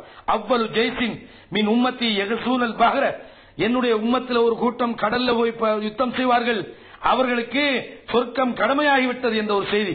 ஃபகாலத் உம்மு ஹராம், உம்மு ஹராம் கேட்கிறான், குல்தி யா ரசூலல்லாஹ் அனமி ஃபீஹிம், நானும் அவர்களோடு இருப்பேனா? கால அன்தி ஃபீஹிம், தான் நீங்களும் இருப்பீங்க. யாருக்கு சொல்றாங்க? முஆவியா அவருடைய காலத்துல தான் கடல் யுத்தம் நடந்து கொண்டு பாரசீக, அதாவது ரோம பாரசீக சில பகுதிகள் இன்னைக்கு இருக்கக்கூடிய, அன்னைக்கு அதாவது ஐரோப்பியர்கள் ரோமன் சொல்ல இன்னைக்கு இத்தாலிய தலைநகரம், அன்னைக்கு ரோமம் சொன்னா சிரியா போன வடக்கு அரபு நாட்டுல வடக்கு பகுதிக்கு, அப்படி சிரியாவை சார்ந்த பகுதியில ரோமர்களுடைய ஆட்சி காலம் சொல்லுவாங்க. அந்த ரோம உலகத்துல போய் முதலாவது கடல் யுத்தம் செய்தவர் இந்த முஆவியா, அவர்களுக்கு சொர்க்கம் கடமையாகிவிட்டது என்ற ஒரு செய்தியையும் ரசூலுல்லாஹி ஸல்லல்லாஹு அலைஹி வஸல்லம் சொல்றாங்க. அப்ப இதுல என்ன வழங்குது? இந்த வரலாற்றில் முஆவியா என்றாலே மோசமானவர், அவருடைய மகன் யசீத், அவங்களை பத்தி மோசமா சொல்றாங்க. மனிதன் என்ற வகையில் சில தவறுகள் ஆட்சியாளர்கள்ட்ட நடக்கக்கூடியது கொஞ்சம் நடந்திருக்கிறது. ஆனால் வரலாற்றில் கடுமையான சண்டாளன் ஹுசைனை கொண்டாரே படுபாவி யசீத் என்று சொல்ற அளவுக்கு மோசமான ஒருவராக அவர் வரலாற்றில் இருக்கல. அதை நீங்க தெளிவாக விளங்கிக் கொள்ளணும். இந்த முஆவியா ரலியல்லாஹு அன்ஹு அவர்களை பொறுத்த வரைக்கும் அவர்களை பத்தி நபித்தோழர்கள் சில பேர் சொல்றாங்க. எப்படி சொல்றாங்க? இப்னு அப்பாஸ் ரலியல்லாஹு அன்ஹு சொல்றாங்க, எப்படி மாராயித்து அகதன் அஹ்லக மின் முஆவியா, முஆவியா ரலியல்லாஹு அன்ஹு அவர்களை விட ஒரு பண்பால் சிறந்த ஒருவரை நான் காணவில்லை. முஆவியா ரலியல்லாஹு அன்ஹு விட பண்பால ஒரு சிறந்த ஒரு மனிதரை நான் காணல என்றாங்க. யார் சொல்றது? இப்னு அப்பாஸ் ரலியல்லாஹு அன்ஹு சொல்றாங்கன்றத தாரீகுல் கபீர் என்ற கிதாபுல 1405. அப்ப ஒரு நல்ல மனிதராக திகழ்ந்தார், நல்ல ஒரு பண்புள்ளவராக அவர் இருந்திருக்கிறார் என்பதை நாங்க இருந்து பார்க்கிறோம். இதனாலதான் சிரியா ஷாம்ல கிட்டத்தட்ட உமர் ரலியல்லாஹு அன்ஹு ஆட்சி காலத்தில் இருந்து 20 வருஷ காலமாக இவர் ஆட்சி செய்கிறார். எங்க? சிரியாவில் ஆட்சி செய்கிறார். இந்த முஆவியா ரலியல்லாஹு அன்ஹுக்கு எதிராக ஒரு யுத்தம் நடக்கல, அவர்களுக்கு எதிராக ஒரு பிரச்சனை நடக்கல. அவன் ஆட்சியெல்லாம் எங்களுக்கு வேணாம்னு சொல்லி அந்த ஆட்சிக்கு எதிராக எந்த விதமான ஆர்ப்பாட்டமும் இந்த முஆவியா அவங்க சிரியாவில் 20 வருஷம் கவர்னர் இருக்கிறாங்க, வர இல்ல. இன்னும் சொல்றேன்னு சொன்னா, அவங்க ஆட்சி புரிந்த இடத்துலதான் அலி ரலியல்லாஹு அவங்களுக்கு இந்த எதிரான இந்த சிஃபின் யுத்தம் நடக்குது. அலி ரலியல்லாஹு அவங்க நல்ல மனிதர், உதாரணத்துக்கு சொல்றேன், முஆவியா சரியில்லை, இவன் மோசமானவர் என்று மக்கள்கிட்ட கருத்து இருக்குமா இருந்தால் யுத்தம் நடந்திருக்குமா? நடந்திருக்காது. மக்கள் முஆவியா அவங்க அழைத்த உடனே ஏன் போனாங்க? ஏதோ ஒரு வகையில இந்த முஆவியா ரலியல்லாஹு அன்ஹு அவர்கள் மேல ஒரு நல்லெண்ணம் வைத்திருந்தார்கள், அவர்களை பற்றி நல்ல கருத்து இருந்தது. அதனாலதான் இப்னு அப்பாஸ் சொல்றாங்க, எப்படி மிக நல்லவராக இருந்தார். அந்த முஆவியாவை விட ஒரு நல்ல மனிதரை நான் பார்த்தில்லை, அவ்வளவு நல்ல மனிதராக இருந்தார். ஆயிஷா சித்திகா ரலியல்லாஹு அன்ஹா சொல்றாங்க, ஒரு முறை எப்படி சொன்னாங்க, எனக்கு நீண்ட ஆயுள் இருக்குமாக இருந்தால், நீண்ட நாள் வாழ்வது எனக்கு இருக்குமாக இருந்தால் அதனுடைய ஒரு பகுதியை முஆவியாவுக்கு கொடுக்க வேண்டும் என்று நான் ஆசைப்படுகிறேன். அந்த அளவுக்கு முஆவியா ரலியல்லாஹு மேல நபித்தோழர்கள் ஒரு நல்ல எண்ணம் வைத்திருந்தார்கள். அல்லாஹ்வுடைய தூதரோடு நெருக்கமாக இருந்தார், அவர் அல்லாஹ்வுடைய தூதரோடு வஹியை எழுதி கொண்டிருந்தார். அந்த அடிப்படையில் மட்டுமல்ல, நல்ல பண்புள்ளவராக அவர் இருந்திருக்கிறார் என்பதை நடவடிக்கையில் பாக்குறீங்க. ஏன்னா இவ்வளவு மோசமான ஒருவராக இருந்தால் ஹதீஸ்ல சின்ன சின்ன விஷயத்துல எல்லாம் ரசூலுல்லாஹ் ஒரு முறை சொல்றாங்க, நான் ரசூலுல்லாஹ்வோட இருந்த அளவை விட நான் அறிவிக்கிற ஹதீஸ் கொஞ்சம் தான், நான் பயப்படுகிறேன், என்னிடத்தில் ஹதீசுகளை தவறு வந்துவிடும் என்று நான் அஞ்சுகிறேன், ஹதீசுகளை நான் கொஞ்சம் கூடுதலாக சொல்லிவிடுவேனோ என்று பயப்படுகிறேன் என்று முஆவியா. நீங்க நினைக்கலாம் அபூ ஹுரைரா மட்டும்தான் கூட ஹதீஸ் அறிவிச்சாரு. அதே மாதிரியான அளவுக்கு முஆவியாவும் தெரிந்திருந்தார்கள். ஆனா அறிவிக்க பயம், ஏதாவது மிஸ்டேக் பண்ணிடணும், ஏன்னா ரசூலுல்லாஹ் சொன்ன மாதிரி சொல்லணுமே, கூட குறை சொல்லக்கூடாது என்பதில் முஆவியா ரலியல்லாஹு அன்ஹு அவர்கள் மிகுந்த கவனம் எடுத்தார்கள். அதே மாதிரி உமர் ரலியல்லாஹு அவங்க அவருடைய ஆட்சி காலத்தில் சில கவர்னர்கள் நியமிச்சாங்க. அதுல இவர்கள் யாரு, முஆவியா ரலியல்லாஹு அன்ஹு சிரியாவுக்கு கவர்னராக ஷாமுக்கு நியமிக்கப்பட்டிருக்கிறார்கள். அல்லாஹ்விடத்தில் ஒரு துஆ செய்தார்கள். அல்லாஹும்ம இன்னி அஷ்ஹது உஷ்ஹிதுக, யா அல்லாஹ் உன்னிடத்திலே நான் உன்னை சாட்சியாக வைக்கிறேன், நான் பல ஊர்களுக்கு கவர்னர்களை நியமித்திருக்கிறேன், பல கவர்னர்களை நான் நியமித்திருக்கிறேன்.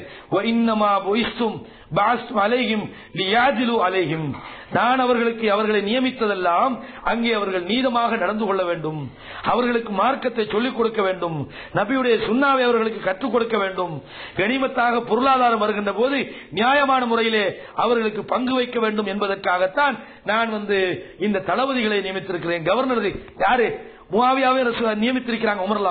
உமர்லாங்க முஆவியாவை நியமிக்கிறாங்க ஷாமுக்கு, சிரியாவுக்கு. சொல்றாங்க, நான் எதுக்கு, நீதமாக அவர்கள் நடப்பார்கள் என்பதற்காகவும், அவர்கள் மார்க்கத்தை அந்த சமுதாயத்துக்கு கற்றுக் கொடுப்பார்கள் என்பதற்காகவும், பொருளாதார விஷயத்திலே நேர்மையாக நடந்து கொள்வார்கள் என்பதற்காகவும் தான் நான் முஆவியா இந்த கவர்னர்களை நியமித்திருக்கிறேன் என்று உமர் ரலியல்லாஹு அன்ஹு துஆ செய்றாங்க. இந்த துஆவுல இந்த முஆவியா வருவாங்களா இல்லையா, அவர்களையும் தான் நியமிக்கிறாங்க. அப்ப என்ன சொல்ற, நீதமாக நடப்பார் என்று உமர்ல அவர்களுடைய வாழ்க்கையில யாராவது தீர்மானிக்கிறதா இருந்தால் எவ்வளவு ஒரு நேர்மையான ஒருவராக இருந்திருப்பார். ஆட்சிக்கு பொருத்தம் இல்லாத ஆக்களே உமர்ல கவர்னர் அனுப்புறாங்க. மிகவும் இன்னும் சொல்றதா இருந்தால் அதாவது அபூ சுஃபியான் அவர்களுடைய அந்த பிச்சளம் இவங்கிட்ட முஆவியா எல்லாம் இந்த ஆட்சிக்குரிய ஒரு ஸ்பெஷல் தகுதி இருந்தது.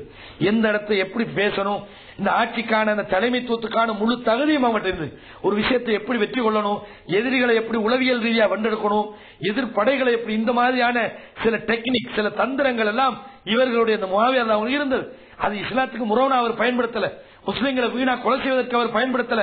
இப்படிப்பட்ட இந்த முஆவியா ரலியல்லாஹு அன்ஹு பொறுத்தவரையும் ஒரு முறை ரோம பாரசீகர்களை பத்தி பேசிக்கிறாங்க.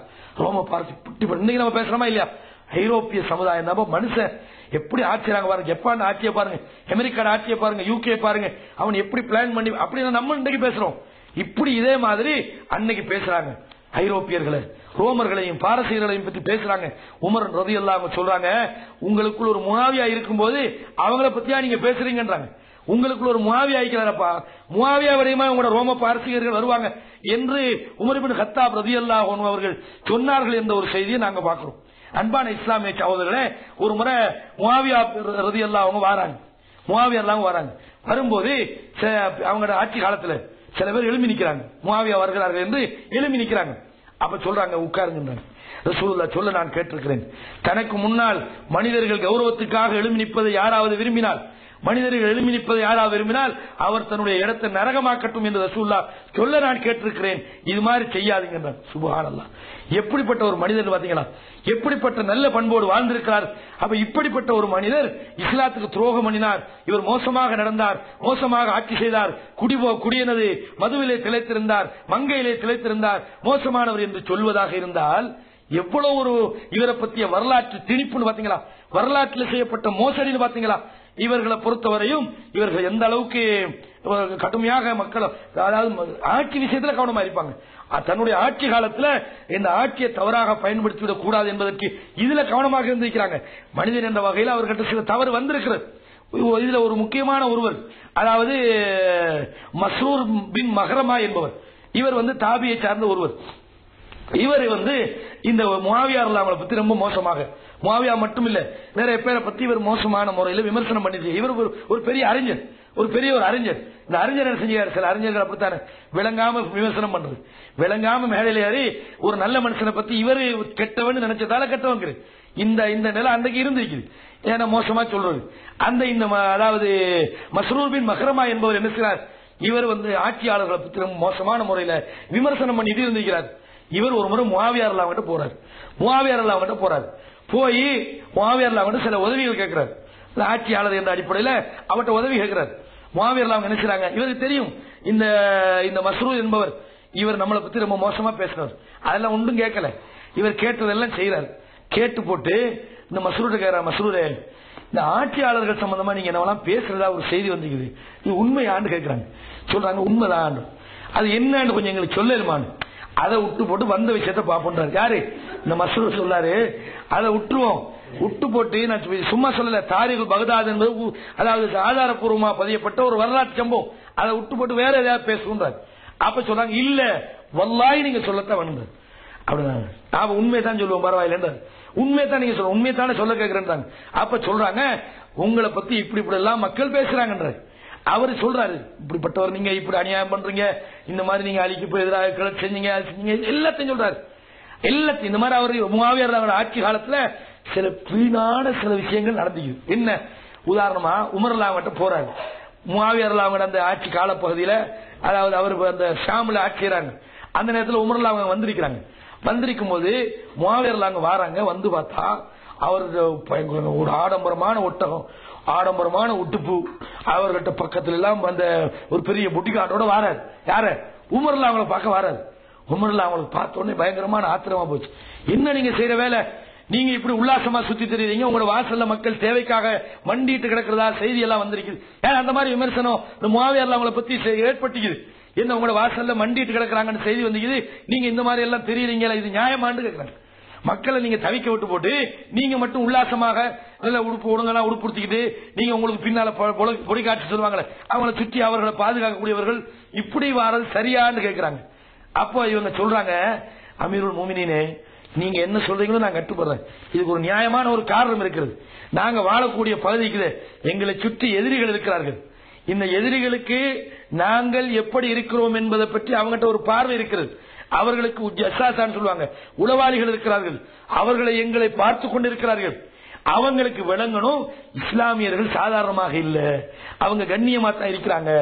அவர்கள் வலுவளந்து ஏழைகளா இல்ல, அவர்கள் செல்வாக்கோடு தான் இருக்கிறாங்க, அவர்களுக்கு பாதுகாப்போடு தான் இருக்கிறார்கள் என்று இஸ்லாத்தை பற்றிய கண்ணியத்தை அவர்களுக்கு புரிய வைக்க வேண்டும் என்பதற்காக ஒரு காலத்தில் இவ்வளவு பலமுள்ளவர்களோடு நாங்க போய் எதிர்த்தால் நாங்க தோல்வியை சந்திக்க வேண்டி வரும் என்று அவர்களுக்கு பயமுறுத்துவதற்கு தான் இப்படி செய்யறனே தவிர எனக்கு இதுல எல்லாம் ஆசை இல்ல.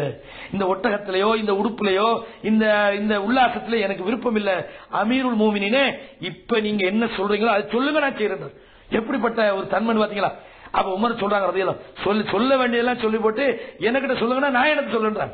நீங்க சொல்றாங்க இது ஒரு புத்தி உள்ளவனுடைய ஒரு நல்ல ஒரு தந்திரமான முறையில விஷயங்களை கையாளுகின்றவனுடைய ஒரு அறிவு கூர்மை உள்ள ஒரு செய்தி தான் என்று சொல்லிவிட்டு நீங்க அமீர் ஏதாவது சொல்லுங்களேன். என்னதை சொல்ல நீங்க வாயடைக்க வச்சுட்டீங்களேன்றாங்க. அந்த மாதிரி நடந்துக்கிறாங்க.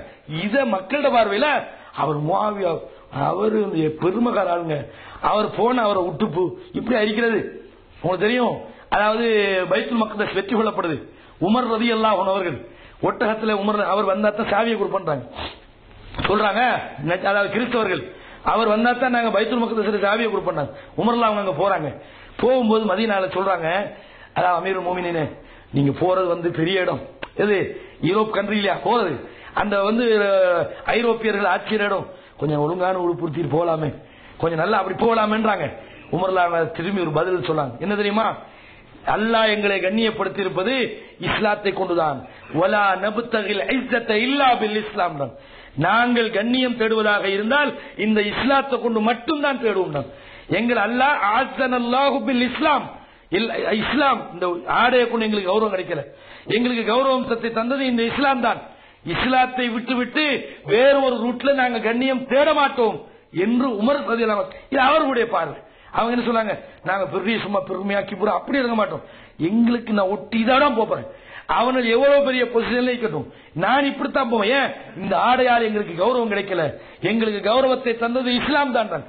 அவங்களோட நிலை இப்படி, இவங்க ரெண்டும் சரி. அப்ப முஆவியா ஆடம்பரமானவர், அவருக்கு பின்னால எப்ப போனாலும் பெரிய படையோட போவார் என்று விமர்சனம் பண்ணினார்கள்.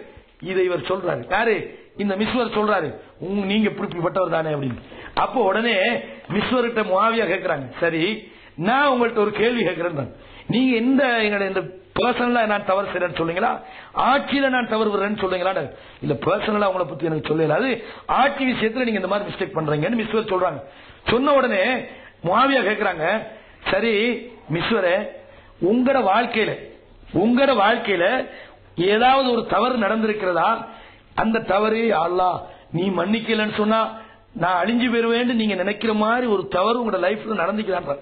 யார்கிட்ட மிஸ்வர்கிட்ட கேக்குறாங்க, நீங்க உங்களோட வாழ்க்கையில நான் அழிஞ்சு போயிருவனோண்டு பயப்படுற மாதிரி ஏதாவது தவறு செஞ்சுக்கிறீங்களான்னு கேக்குறாங்க. மிஸ்வர் சொல்றாங்க, என் வாழ்க்கையில எப்படி நடந்துக்குது சகோதரரே, உங்களுக்கே நடந்துக்குது என்று வரும்போது, உங்களை விட பொறுப்புகளை கூட சுமந்த, உங்களை விட நிறைய பொறுப்புகளை சுமந்திருக்கிற என்னுடைய ஆட்சி விஷயத்துல நடக்காது என்று சொல்வது எவ்வளவு அநியாயமானது அப்படின்றாங்க. சுப்ஹானல்லாஹ்.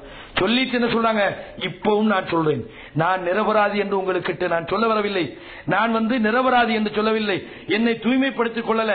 அல்லாஹ்வுடைய விஷயமும் மனிதர்களுடைய விஷயமும் முரண்படுகின்ற போது நான் அல்லாஹ்வுடைய விஷயத்தை மட்டும் தான் எடுப்பேன், மனிதர்களுடைய மனோ இச்சைகளை நான் பின்பற்ற மாட்டேன் என்று சொல்றாங்க. இந்த மிஸ்வர் சொல்றாங்க. அதற்கு பிறகு எங்கெல்லாம் இந்த எந்த அளவுக்கு கௌரவமா நடந்துகிட்டார். போனவரை அவர் மோசமான ஆளாயிருந்தா சொல்ல வேண்டியெல்லாம் சொல்லி போட்டு இங்க வேற பிச்சையா வாங்க வந்தீங்க, விரட்டி அடிச்சுக்கணும், அப்படியெல்லாம் சொல்லல. கௌரவமான முறையில் அவர் அரவணைக்கிறார், அவருக்கு தேவையானதை கொடுக்கிறார், அவருக்கு அறிவுபூர்வமாக தன்னுடைய தவறை கேட்கிறார். நான் சொல்ல மாட்டேன், நான் வந்த வேலையை பார்ப்பேன் உடனே இல்ல நீங்க சொல்லத்தான் வேணுன்றார். அப்ப எப்படிப்பட்ட ஒரு அழகான அணுகுமுறையை அவர் மேற்கொண்டிருக்கிறார் என்பதை நீங்கள் இதிலிருந்து விளங்கக்கூடியதாக இருக்கிறது. அதனாலதான் இந்த ஆயிஷா ரலியல்லாஹு அன்ஹா கூட என்ன சொல்றாங்க, எனக்கு கொஞ்சம் கூடுதலான ஆயுள் இருக்குமா இருந்தால் அதுல கொஞ்சத்தை நான் இந்த முஆவியாவுக்கு கொடுக்க வேண்டும் என்று ஆசைப்படுகிறேன். அதே நேரத்தில் அப்துல்லா இப்னு முபாரக் என்ற மிகப்பெரிய ஒரு அறிஞர், இந்த இப்னு முபாரக் என்று அவருக்கு சொல்லப்படும். இவர்கிட்ட ஒரு நாள் உமர் இப்னு அப்துல் அசீஸ் என்ற ஒரு ஆட்சியாளர் வந்தார். உமர் இப்னு அப்துல் அசீஸ் என்ற ஒரு ஆட்சியாளர். இவரை பத்தி கேட்கிறாங்க. இவர் ஒரு நல்ல ஆட்சியாளர், இவர் ஒரு நல்ல ஆட்சியாளர். அவர் அவருடைய ஆட்சி காலத்துல நல்ல விஷயங்கள் எல்லாம் செஞ்சார். இந்த ஆட்சியாளர் நல்லவரா அல்லது முஆவியா நல்லவரான்னு கேட்கிறாங்க. இவர் இப்னு முபாரக் என்ன சொல்றாங்க தெரியுமா, அல்லாஹ் அவர் ரஹிமஹுல்லாஹ் என்ன சொல்றாங்க, என்ன நீங்க கேள்வி கேட்கறீங்க, சஹாபாக்களுடைய மூக்குல நனைஞ்ச தூசிக்கு இவர் அப்துல் அசீஸ் நல்லவர் தான், உமர் இப்னு அப்துல் அசீஸ். ஆனாலும் முஆவியா யார் தெரியுமா, அவர் ஒரு நபித்தோழர் அல்லவா, சஹாபாக்களுடைய மூக்குல நுழைஞ்ச தூசிக்கு இவங்க எல்லாம் பெறுவாங்களா, அவங்க யாரு இவங்க யாரு என்று சொல்லி முஆவியா ரலியல்லாஹு அன்ஹு அவர்களை பற்றி சிறந்த முறையில் இப்னு முபாரக் போன்ற அறிஞர்கள் எல்லாம் கூட நல்ல முறையில் சொல்லிக்கிறாங்கன்னு சொன்னால் அவர் வரலாற்றில் மோசமான ஒருவர் இல்லை என்பதை நீங்க என்ன செய்யலாம், இதுல இருந்து புரிந்து கொள்ளலாம். அதே நேரத்தில் இந்த ஒரு முறை ஒரு சஹாபி அபூதர் கிஃபாரி நினைக்கிறேன், அதாவது அபூதர் கிஃபாரி கேட்கிறாங்க இவங்கிட்ட யார்ட்ட, முஆவியாட்ட கேட்கிறாங்க, நீங்க என்ன மோசமான ஆளாக்கிறீங்க, நேரடியாக கேட்கிறாங்க, இதெல்லாம் கண்டிக்கல, நீங்க போய் அலியோட யுத்தம் பண்ணணுமா ரலியல்லாஹு அன்ஹு, அவரோட யுத்தம் பண்ண போறீங்களா, இது நல்ல விஷயமா, ஏன் அவர் யார் தெரியுமா, ரசூலுல்லாஹ்வுடைய ரொம்ப நெருக்கமானவர், உங்களை விட ரசூலுல்லாஹ்வுக்கு முதல்ல இஸ்லாத்தை ஏத்தவர், இஸ்லாத்துக்கான கடுமையான உதவி செஞ்சவர், அவரோட போயா நீங்க யுத்தம் பண்ண போறீங்க என்றாங்க.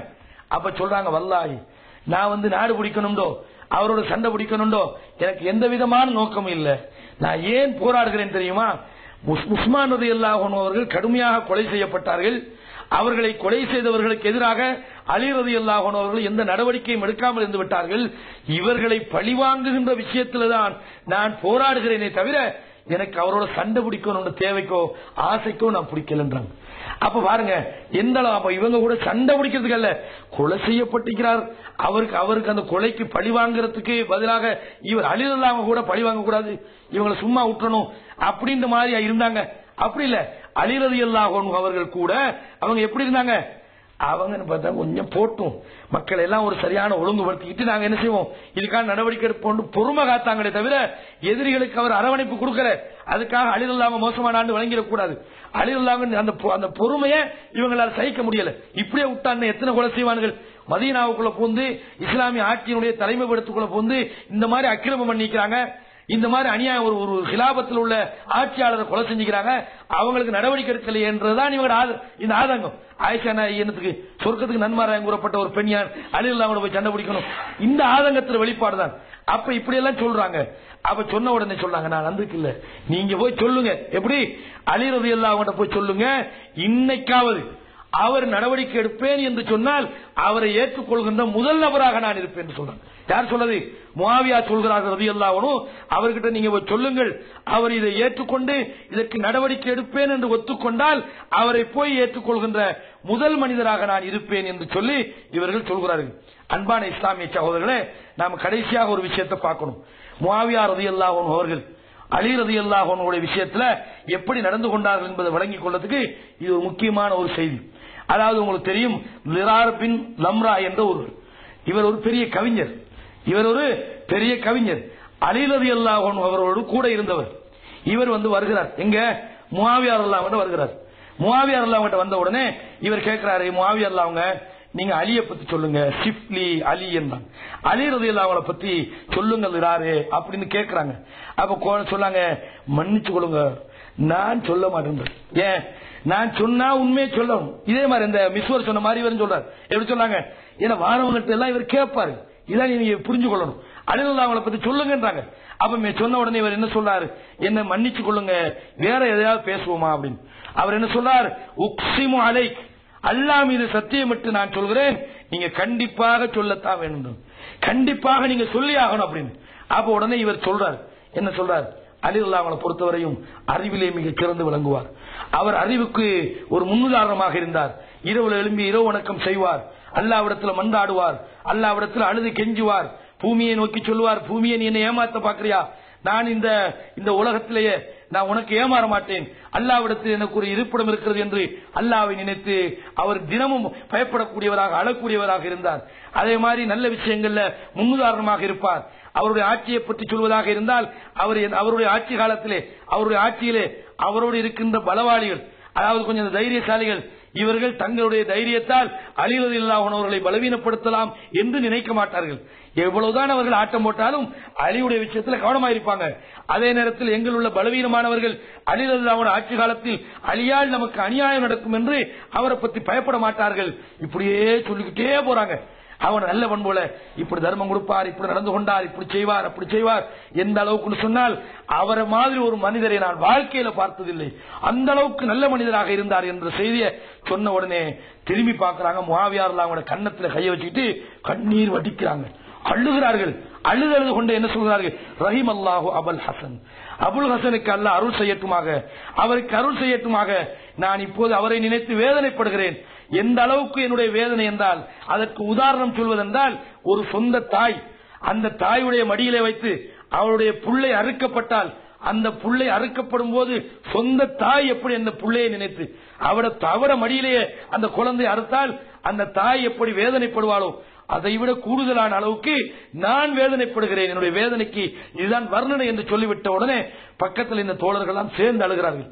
சொல்லிவிட்டு சொல்கிறார்கள், வல்லாஹி அல்லாஹ்வின் மீது சத்தியமாக நான் சொல்கிறேன், என்னை அலி ரலியல்லாஹு அன்ஹு பற்றி கேட்கப்பட்ட போது இவ்வளவு சிறப்பாக சொல்லப்பட்டது போன்று இப்படி அவர் இருந்தார், அல்லாஹ்வை பயந்தார், அழுதார், கண்ணீர் வடித்தார். ஒவ்வொரு நேரத்தில் எந்த அளவுக்கு சொன்னால் கை அப்படியே உதறிக்கொள்வார். ஏதாவது செஞ்சு விட்டு நான் சரியா செஞ்சுட்டேனா, நான் தப்பா நடந்துட்டேனா என்று தன்னை பற்றி அவர் கேள்வி கேட்டுக் கொள்வார். அடிக்கடி தன்னை நினைப்பார், அடிக்கடி இந்த உலக வாழ்க்கையை வெறுப்பார், அல்லாஹ்வுடைய தூதரை நினைப்பார், அதை நினைத்து அழுவார். இப்படி நிறைய சொல்றாங்க. சொன்ன உடனே சொல்றாங்க, அலியை பற்றி சொல்லப்பட்ட போது நீங்கள் சொன்னீர்களே இது மாதிரி நல்ல மனிதர் என்று, இது மாதிரி என்னை பற்றி கேட்டால் மக்கள் சொல்வார்களா என்று எனக்கு தெரியவில்லை. அந்த அளவுக்கு பயந்தார்கள் என்பதை பார்க்கிறோம். எனவே இந்த முஆவியா ரலியல்லாஹு அவருடைய ஆட்சியை பொறுத்தவரையும் அவர் இந்த வரலாற்றில் சொல்வது போன்று ஒரு மோசமான ஒருவராக அவர் இருக்க இல்லை. அதனால ஒரு முறை இவங்க சொன்னாங்க, அவன் ஆட்சிக்கு பிறகு தன்னுடைய மகனை ஆட்சியாளராக்குறாங்க. இது ஒரு பெரிய விமர்சனம். மன்னர் ஆட்சிக்கு வித்துட்டார் என்று சில இந்த ஹிலாபத்தை நோக்கி பயணம் செய்கிற சில அமைப்புகள் சொல்லுவாங்க. அவங்க மன்னர் ஆட்சிக்காக சொல்லல, அவர்கள் சொல்கிறார்கள், அல்லாஹ்விடத்தில் ஒரு துஆ செய்றாங்க, யா அல்லாஹ், நான் என்னுடைய மகனை எனக்கு பிறகு ஆட்சியாளராக நியமித்திருக்கிறேன். எதற்கு என்று தெரியுமா? அவரிடத்தில் ஆட்சிக்கான முழுமையான தகுதி இருக்கிறது. எனக்கு பிறகு இந்த ஆட்சியை சரியான முறையில் செய்வார் என்ற காரணத்துக்காகத்தான் நான் ஆட்சியாளராக நியமித்திருக்கிறேனே தவிர என்னுடைய மகன் என்ற காரணத்துக்காக நான் ஆட்சியாளராக நியமிக்கவில்லை. உண்மையில் நான் நியமித்தது தவறாக இருந்து அந்த ஆட்சிக்கு அவர் தகுதியற்றவராக இருந்தால் யா அல்லாஹ் அவரை மௌத்தாக்கி விட அவர் ஆட்சிக்கு வருவதும் அப்படி துவா கேட்டாங்க என்ற ஒரு செய்தியை நாங்கள் தாரீகுல் குலபா என்ற அந்த வரலாற்று நூலிலே ஆதாரபூர்வமாக நாங்கள் பதியப்பட்டிருப்பதை பார்க்கிறோம். அன்பான இஸ்லாமிய சகோதரர்களே, இந்த முஆவியா ரலியல்லாஹு இந்த ஆட்சி என்பது மிக ஒரு சிறந்த ஆட்சி. ஒரு நல்ல மனிதராக இருந்திருக்கிறார். ஹதீஸ்களை அதாவது மக்களுக்கு சொல்கின்ற விஷயத்திலே பேணுதலாக நடந்திருக்கிறார். மிக இரக்கமான மனிதராக நடந்திருக்கிறார். தன்னுடைய தவறுகளை சுட்டிக்காட்டும் போது அதை சரியான முறையிலே அதை ஏற்று வாழ்க்கையில் அவர் அதை நடைமுறைப்படுத்தியிருக்கிறார். அந்த தவறிலிருந்து மீண்டிருக்கிறார். தவறுகளை சுட்டிக்காட்ட வந்த மனிதர்களை கடிந்து கொள்ளாமல் அன்போடு அனுசரிப்போடு அந்த தவறுகளை ஏற்றுக்கொண்டு அல்லாஹ்விடத்தில் அதற்காக மன்றாடி இருக்கிறார், அழுதிருக்கிறார், அல்லாஹ்வை நினைத்து அழுதிருக்கிறார். ரசூலுல்லாஹி ஸல்லல்லாஹு அலைஹி வஸல்லம் அவர்களுக்கு மிக நெருக்கமாக இருந்திருக்கிறார் என்ற நல்ல செய்திகள் எல்லாம் வரலாற்றில் இன்று மூடி மறைக்கப்பட்டு முஆவியா என்றாலே அவர் வாளுக்கும் இரத்தத்துக்கும் சொந்தக்காரர் என்ற ஒரு பிழையான வரலாறு இந்த சமூகத்திலே உருவாக்கப்பட்டிருக்கிறது. அல்லாஹு தஆலா இந்த வரலாற்றை இன்னும் ஆழமாக விளங்கி அந்த சிறப்புகளை எல்லா நபித்தோழர்களுக்கும் என்ன சிறப்பை நாம் சொல்கிறோமோ அந்த சிறப்பு இந்த முஆவியா ரலியல்லாஹு அன்ஹு அவர்களுக்கும் அவருடைய மகன் யஸீத் ரலியல்லாஹு அன்ஹுமா இவர்களுக்கும் இருக்கிறது என்பதை நம்முடைய வாழ்க்கையிலே நாம் சிந்திக்க சிந்திக்க வேண்டும். ஹாதா மா இந்தி வல் இல்மு இந்தல்லாஹ் வ அகூலு கௌலி ஹாதா அஸ்தக்ஃபிருல்லாஹ் லி வ லக்கும் ஃபஸ்தக்ஃபிருஹு இன்னஹு ஹுவல் கஃபூருர் ரஹீம். அப்ப இன்ஷா அல்லாஹ் நாளைக்கு ஏன்னா அந்த பெண்கள் யோசிப்பாங்க பெண்கள் சம்பந்தமான ஒரு வரலாற்று செய்தி போகலையே என்று சொல்லி, அதனால இன்ஷா அல்லாஹ் மிக முக்கியமான இஸ்லாத்துல முதல் பெண்மணி என்று சொல்லப்படக்கூடிய